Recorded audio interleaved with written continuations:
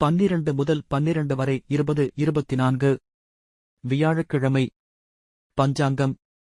திதி பிற்பகல் 10:26 வரை துவாதசி, பின்னர் திரையோதசி.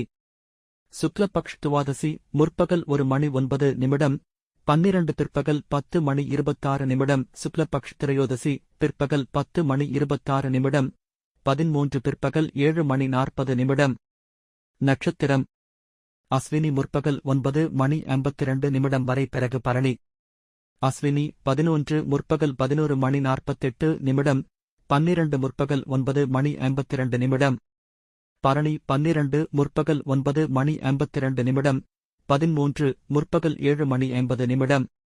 ராகு காலம் பிற்பகல் 1:26 முதல் பிற்பகல் 2:51 வரை. யமகண்டம் முற்பகல் 6:25, முற்பகல் 7:49.